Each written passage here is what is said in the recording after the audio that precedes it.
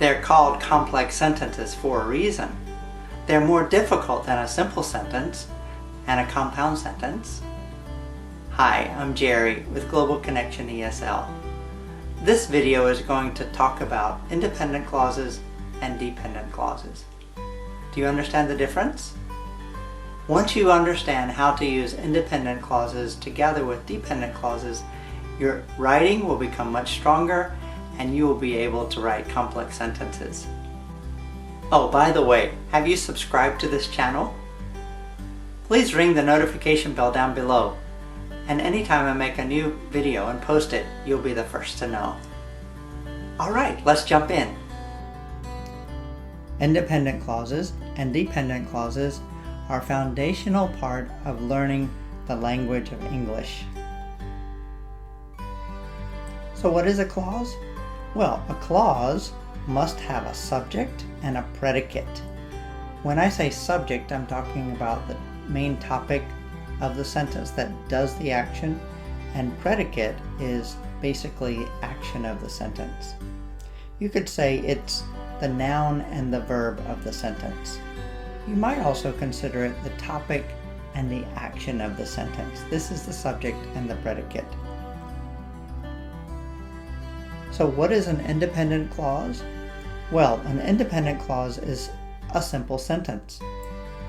You can check this video out if you want to learn more about the types of sentences. Also, an independent clause is a complete idea with a subject and a predicate. And an independent clause can stand all by itself.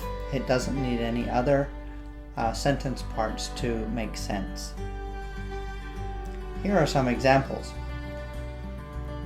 These 5 sentences will show examples of independent clauses. The student studied for the test. The test lasts for 2 hours. Will Smith is popular. Traveling is an expensive hobby. And how long is the dinner party?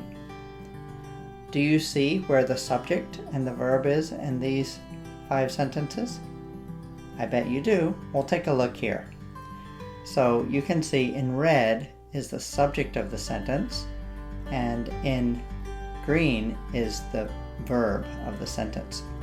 These examples show the subject and verb of each sentence example. The first one, students studied. The second one, the test lasts. Test is the subject, it's a noun. Lasts is the verb, and it tells how long something is.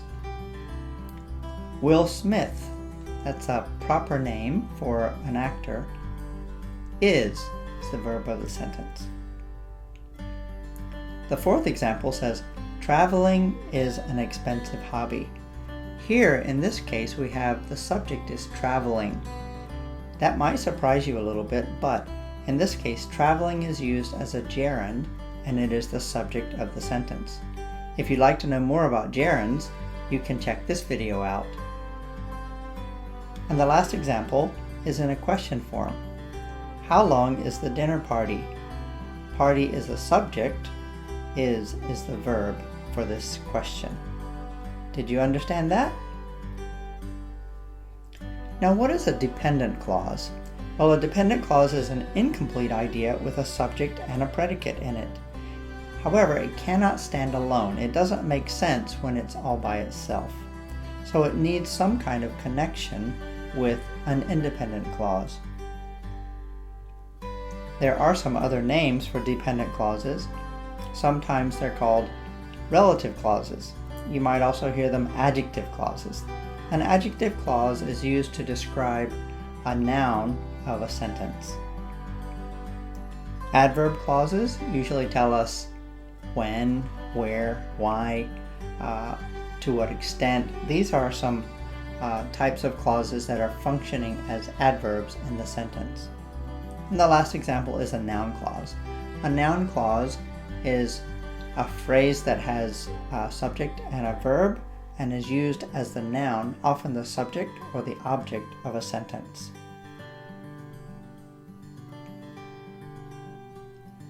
Here are some examples of dependent clauses, and you'll notice that each one feels like something is missing. It needs another partner or another sentence or another connection to help understand what the sentence means. After they finished class, which is on Friday, because he is a good actor. If you always fly on an airplane, that we have to go to after work. Each of these have a subject and a predicate, but they are not connected, so they're not complete. They can't be alone. Do you recognize the subject and the verb for each of them? Look here. They is a subject, finished is a verb. Which is used as the subject for this clause. It's a marker that replaces the subject from the independent clause. Is the verb. Here we have because he is a great actor. He is subject, is the verb, and because is a good clue for us to know that that is an adverb clause because it's telling why. If you always fly on an airplane, you is the subject, fly is the verb, and if gives us another clue that it is a type of clause that tells a hypothetical situation. So it's conditional. And then the last example, that we have to go to after work. We is the subject, have is the verb. It's very common to see this pattern when you put independent clauses and dependent clauses together. Often they are starting with an independent clause and then a dependent clause with no special punctuation. Or if you have a sentence where the dependent clause comes first, it's very common to put a comma after that dependent clause and then have the independent clause. This is the correct grammar way to write this style. So let's look at some examples. Here's the first example. The students studied for the test after they finished class. Do you see that pattern? First the independent clause and then the dependent clause. We can switch it also for the second side of the pattern with dependent clause, comma, independent clause. After they finished class, the students studied for the test. Here's another example. In this case, you'll find that the dependent clause is inside the independent clause because this one is an adjective clause describing the subject of the sentence. The test, which is on Friday, lasts for 2 hours. Can you identify the dependent clause? Well, you can see it's which is on Friday. This adjective clause is describing the test. It tells us which test. Example number 3, Will Smith is popular because he is a great actor. Again, this common pattern of independent clause plus dependent clause. You can also flip it. Because he is a great actor, Will Smith is popular. Because tells us the why, and so we know this is an adverb clause. The fourth example I have, traveling is an expensive hobby if you always fly on an airplane. Again, very common pattern, independent clause first and then a dependent clause. It's also okay to put the dependent clause first, but remember to put your comma.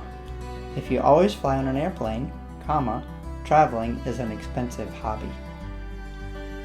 One last example. Here we have in the question form, how long is the dinner party that we have to go to after work? It's a question, and you'll notice that the adjective clause is describing party. That we have to go to after work is an adjective clause describing party.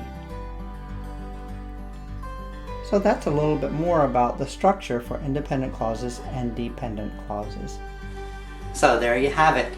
Independent clauses and dependent clauses will be helpful to showing that you are a stronger writer. Practice them today. If you have questions or comments about this video, please leave a comment below. Good or bad, it's perfectly fine. I'd like to hear from you. I'll answer every comment. Also, have you liked, subscribed, and shared this video? Would you do that for me? Thanks for watching. See you next time.